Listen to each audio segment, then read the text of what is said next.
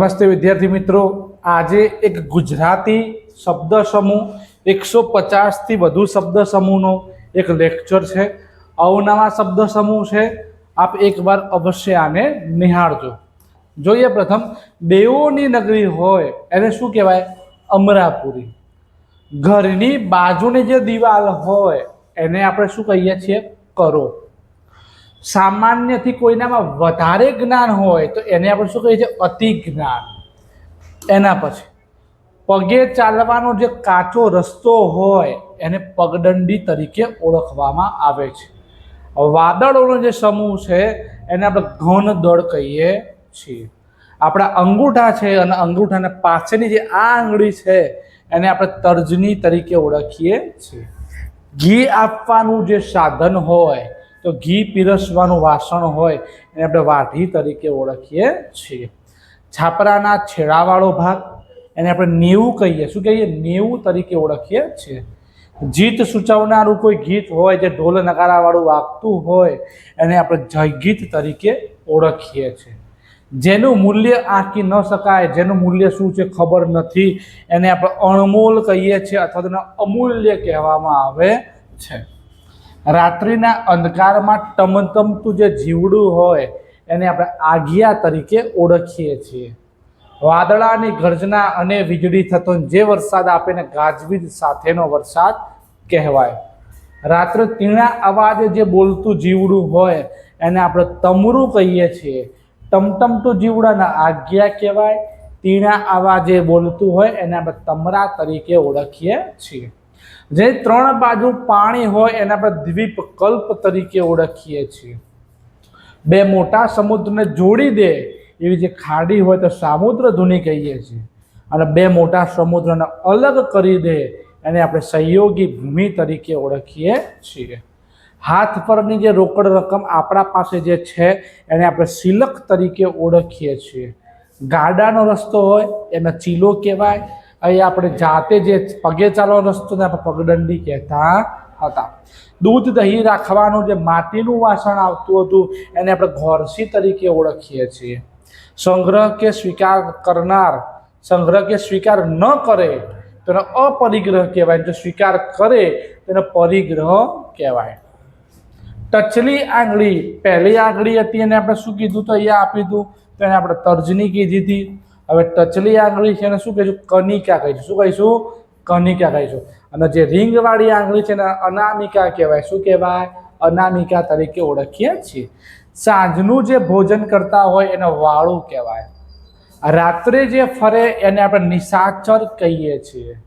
પાણી વિનાની રેતીવાળી રેતાળ જમીન હોય ને મરુભૂમિ કહેવાય. પથ્થર પર કોતરેલો કે લખેલો કોઈ લેખ હોય એને શિલાલેખ કહેવાય. જીવ લઈ શકે એવું કે ગોઝારું અકસ્માત થયું, પેપરમાં આપણે વાંચતા હોઈએ છીએ તો એને ગોઝારું કહેવાય. નવાઈ લાગે, રોમાંચ પમાડે તો રોમાંચ પ્રમાણે એને રોમાંચક કહીએ છીએ. સમાન ઉંમર ધરાવતા હોય, બે સરખા વ્યક્તિ હોય તો સમવયસ્ક કહેવાય. આપણા દેશમાંથી આપણે માલ વિદેશમાં મોકલાય કે માલ પરદેશમાં મોકલાવો એને નિકાસ કહેવાય. અને પરદેશમાંથી જો આપણા દેશમાં માલ આવે તો એને આયાત કહેવાય. દાન આપનાર જે વ્યક્તિ હોય એને આપણે દાતા તરીકે ઓળખીએ છીએ. કામ કઢાવી લેવાની કળા, ગમે તે બની ફોસલાવીને સમજાવીને કામ કઢાવી લઈએ તો એને કુનેહ કહેવાય. આપણા ભેગું ભળી ન જાય એવું અતડું કહેવાય કે આ આપણા ભેગું નહીં ભળે એને જવા દો, આ અતડો માણસ છે. લાંબો સમય સુધી ટકી રહેવું જોઈએ ચિરસ્થાયી કહેવાય. જેમાંથી કોઈ દર વસ્તુ ખૂટે જ નહીં તો જેમાંથી વસ્તુ ખૂટે નહીં એવું પાત્ર અક્ષય પાત્ર કહેવાય. પોતાની જાતને છેતરવી એને આપણે આત્મવંચના કહીએ છીએ. જે આપણને સહેલાઈથી મળી રહેતું હોય એને આપણે સુલભ કહીએ છીએ.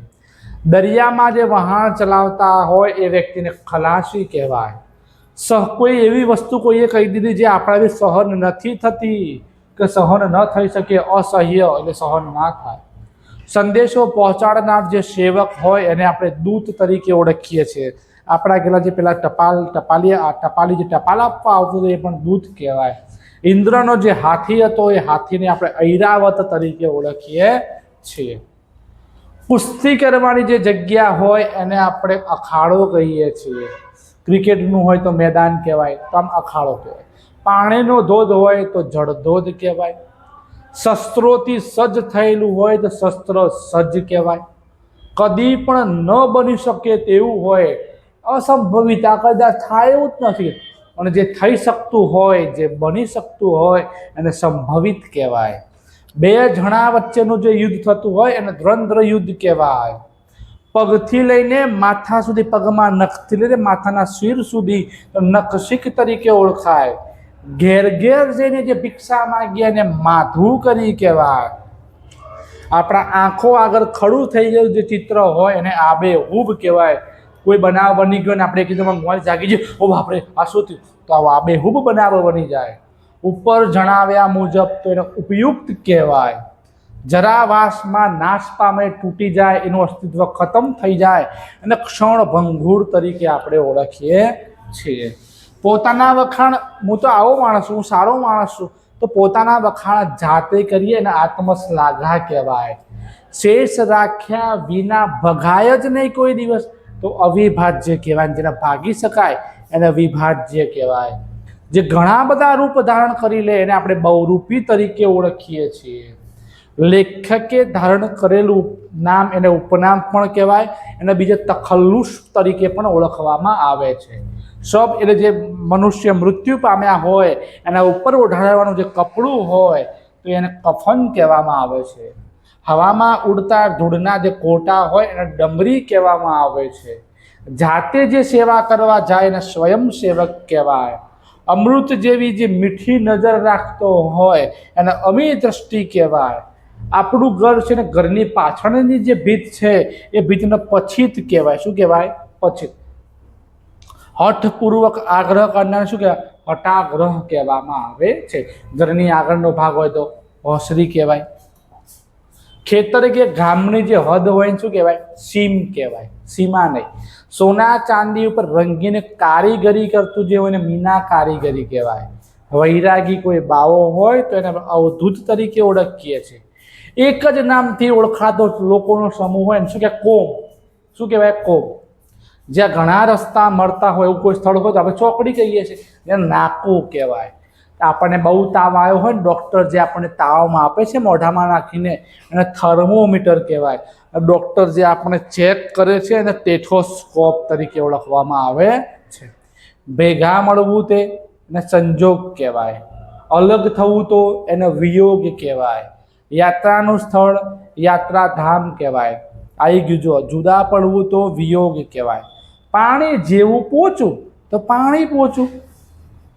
જેની પત્ની કારણ પામી હોય, જેની પત્ની મૃત્યુ પામી હોય તો શું કહેવાય? વિધુર કહેવાય. અને જેની પત્ની અહીંયા શું, જેની પત્ની મૃત્યુ પામી હોય એને વિધુર કહેવાય. જેની પત્ની હયાત હોય ને સધુર કહેવાય. જેનો પતિ મરી ગયો હોય એવી સ્ત્રી હોય તો એને વિધવા કહેવાય. દિશા અને કાળનો સમય દિક્કાલ કહેવાય. તત્વને જાણનાર વ્યક્તિ તત્વજ્ઞાની કહેવાય. બાળક તરફનું વહાલ તો એને વાત્સલ્ય કહેવાય. 4 ઘડીનો સમય તો એને ચોઘડિયું કહેવાય. વરસાદ લાવવા માટે કોઈ રાગ ગવાતો હોય તો મલ્હાર રાગ કહેવાય. જેનો પતિ પ્રવાસ ગયો છે ને એવી જે સ્ત્રી હોય પોષિત ભત્રુકા કહેવાય. એક જ સરખો પહેરવેશ હોય, સ્કૂલમાં હોય, કોઈ નોકરીમાં હોય તો આપણે ગણવેશ કહીએ છીએ. ત્રણેય કાળનું જો જ્ઞાન ધરાવનાર વ્યક્તિ હોય તેને ત્રિકાળ જ્ઞાન કે ત્રિકાળ જ્ઞાની કહેવામાં આવે છે.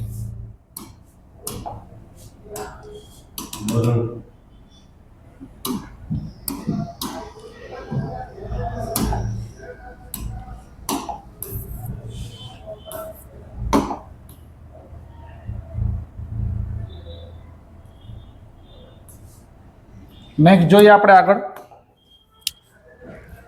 તો અર્થ વગરનું નિરર્થક. આકાશમાં ફરનારું હોય તો ખેચર કહેવાય. આંખ આગળ ખડું થઈ જનારું હોય તો આબેહૂબ કહેવાય. આંખને છાવરી રહેતું કોઈ પળ હોય તો પડળ કહેવાય. જલ્દી ઉકેલી ન શકાય એવું તો કે અઘરી વસ્તુ છો ભૈયા તેને જટિલ કહેવાય. વિરામ લીધા વગર સતત કામ ચાલુ જ રહેતું હોય તેને અવિરત કહેવાય. લખતા વાંચતા આવડી જતું હોય તેને અક્ષર જ્ઞાન કહેવાય. ખડખડાટ હસવું તો મુક્ત હાસ્ય કહેવાય. મનને મોહિત કરી દે, મનને ગમી જાય એવું હોય તો મન મોહિત કહેવાય. કારણ વિનાનું હોય તો નિષ્કારણ કહેવાય. અહીંયા આકાશમાં ફરનારું છે.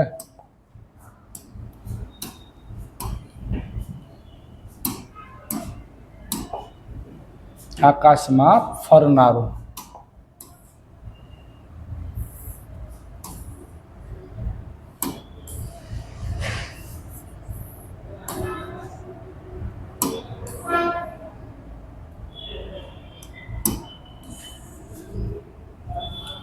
નેક્સ્ટ, પાણી વગરની રેતાળ ભૂમિ અને મરુભૂમિ કહેવાય. જે બે જણાને લડાવવાનું જે કામ કરતા નારદ વેળા કહેવાય. રોગના મૂળનું કારણ જોઈને આપણને તપાસે તો ડૉક્ટર નિદાન કર્યું કહેવાય. ઘરમાં ચાલતો ઉદ્યોગ હોય તો ગૃહ ઉદ્યોગ કહેવાય. કિંમત ન કરી શકાય તો અમૂલ્ય કહેવાય. સ્મારક તરીકે ઊભી કરાયેલી ખાંભી અને પાળીઓ કહેવાય. ઘરમાં શરૂઆતનો ખુલ્લો ભાગ હોય તો ઓસરી કહેવાય. પક્ષીઓનો અવાજ તો કલરવ કહેવાય. અનાજ ભરવાના ઓરડો હોય તો એને કોઠાર કહેવાય. તેલીબિયામાંથી તેલ કાઢવાનું જે યંત્ર હોય એને ઘાણી કહેવામાં આવે છે. આખા દેશ માટેની ભાષા હોય તો રાષ્ટ્રભાષા કહેવાય. રાજ્ય માટેની ભાષા હોય તો રાજ્ય ભાષા કહેવાય. વણ તૂટેલા ચોખા, અક્ષર તૂટ્યા નથી. સાચવીને રાખવા સોંપાયેલી કોઈ વસ્તુ કોઈને આપી સાચવીને ભાઈ તું રાખજે તો થાપણ કહેવાય. ખરાબ રીતે જાણતો હોય ભાઈ આ તો ગુંડો છે, આ તો લુખ્ખો છે, એને કુખ્યાત કહેવાય. શેરી કે કચ્છમાં ભરાતું બજાર હોય ને ગુજરી કહેવાય. શેરીમાં હોય તો આપણે વિસ્તારમાં ભરાતું બજાર એને ગુજરી કહેવાય. છૂટું ફેંકવાનું હથિયાર હોય તો અસ્ત્ર કહેવાય. અને હાથે પકડીને જો કોઈને મારવાનું હોય તો એને શસ્ત્ર કહેવાય. છૂટું ફેંક્યું તો અસ્ત્ર અને હાથમાં પકડીને મારવાનું હોય તો એને શસ્ત્ર કહેવામાં આવે છે. હવા ઉજાસ વગરનું બંધિયાર. કવિઓનું સંમેલન હોય તો એને મુશાયરો કહેવાય. અશુભ સમાચાર હોય તો કાળોતરી કહેવાય. કોઈ એક્સપાયર થઈ ગયું, કોઈને એક્સિડન્ટ થયું તો અશુભ સમાચાર કહેવાય. આકાશમાં ફરનાર ખેચર, જળમાં ફરનાર જળચર, દરિયાઈ લૂંટારો હોય તો ચાંચીઓ કહેવાય. ગાયોને ચાલવાથી જે ધૂળ ઉડે એને ગોરજ કહેવાય. કમરથી ઉપરના ભાગનું જે ચિત્ર દોરીએ એને અરુણા ચિત્ર કહેવાય.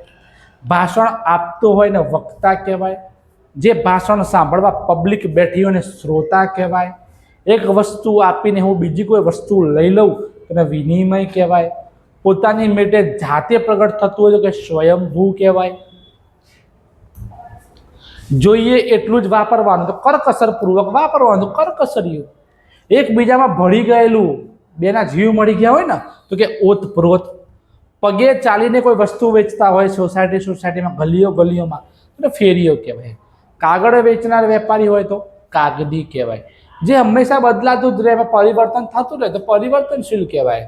વગર તૈયારીએ જો કવિતા રચી દે તો શું કહેવાય? શીઘ્ર કવિ કહેવાય. સટાક વિચાર આવ્યો અને કવિતા બનાવી દીધી તો શીઘ્ર કવિ. પારકા ઉપર જીવનારું પરાવલંબી, જે બીજા ઉપર આધાર રાખતું હોય. નસીબ પર આધાર રાખનારું ભગવાન ઉપર આધાર રાખે એટલે પ્રારબ્ધવાદી. મૂલ્ય આપ્યા વિના કોઈ વસ્તુ તમે જોવા લીધી ને પૈસા આપ્યા નથી તો એવો જે માલ હોય ને જાંગડ કહેવાય. શું કહેવાય? જાંગડ. રોગનું મૂળ કારણની તપાસ આગળ આવી ગયું નિદાન કહેવાય. કોઈ કાર્યમાં વિગતનું વર્ણન હોય તો અહેવાલ હોય. હાથે લખાયેલું જીવનનું વૃત્તાંત હોય તો એને જીવન કથા કહેવાય. નિયમ તેમજ કાયદા મુજબનું કોઈ કાર્ય કરતા હોય તો કે મેં તો વિધિવત કાર્ય કર્યું. બીજાના કાર્યમાં દખલ કરી કે મારા કાર્યમાં તારો હસ્તક્ષેપ કરવાની જરૂર છે નહીં, તારે દખલગીરી નથી કરવાની તો બીજાના કાર્યમાં દખલ કરીને હસ્તક્ષેપ કહેવાય. ક્યારેય એવું જ થવાનું જ નહીં, મારે તો જવાનું જ રહેવાનું છે તેને શું કહેવાય? અજર કહેવાય. બધાની આગળ જ રહીશ, હું પાછળ કોઈ દાડ નહીં રહું, આગળ જ રહીશ તેને અગ્રેસર કહેવાય. ઊંચા કુળમાં જન્મ લીધો હોય રાજા મહારાજાના ત્યાં તો એને કુલીન કહેવાય. મીઠાઈ બનાવતા હોય શું કહેવાય? કંદોઈ કહેવાય અથવા તો હલવાઈ કહેવાય. સોંપાયેલું કામ બરોબર ન કરો કે આ કામ ચોરશે, જે કામ આપ્યું છે પૂરું કર્યું નથી. આખા વર્ષનું હિસાબનું તારણ જેને આપણે સરવૈયા તરીકે ઓળખીએ છીએ. મરજી મુજબ કરવું તે તો સ્વૈર વિહાર. ગુનામાં મદદ કરનાર કોઈ વ્યક્તિ બીજો હોય તો સાગરીત કહેવાય. સમુદ્રમાં રહેલો અગ્નિ જેને આપણે વઢવાણ તરીકે ઓળખીએ છીએ. સાંભળતા વેત જ જવાબ મળી જાય, અરે આના ના બોલાય ભાઈ, જેવું કહીએ એનો પ્રશ્ન જવાબ આપી દેશે તો એને હાજર જવાબી કહેવાય. ચોપડી જ વાંચવાત કરો તો ચોપડીમાં મસ્ત રહેતો હોય એને વેદિયું કહેવાય. પહેલાં થઈ ગયેલું પુરોગામી, પછી થાય તો અનુગામી. મરણ વખતનું ખતપત્ર, વસિયતનામું. મહેનત કરીને જીવનાર વ્યક્તિ હોય ને શ્રમજીવી કહેવાય. હવાઈ કિલ્લા બાંધતા હોય એવા કારીગરોને શેખ ચલ્લી કહેવાય. માત્ર અવાજના આધારે જે જગ્યા ધારી હોય ને ત્યાં બાણ મારી દઈએ તો એને શબ્દવેધી બાણ કહેવામાં આવે છે. રામ ભગવાને તાડકાને મારવા માટે પિતા દશરથ પાસેથી શબ્દવિધિ બાણની વિદ્યા શીખ્યા હતા અને કુલગુરુ વશિષ્ઠજી પાસેથી, તો એને શબ્દવિધિ બાણ કહેવાય. તો વિદ્યાર્થી મિત્રો, આવા અવનવા જો તમારે વિડીયો જોવા હોય તો આ અમારી ચેનલને સબસ્ક્રાઈબ કરજો, આ વિડીયોને લાઈક કરજો અને આપણા બીજા વિદ્યાર્થી મિત્રો કે ભાઈ બંધ હોય એમના વિડીયો શેર કરજો.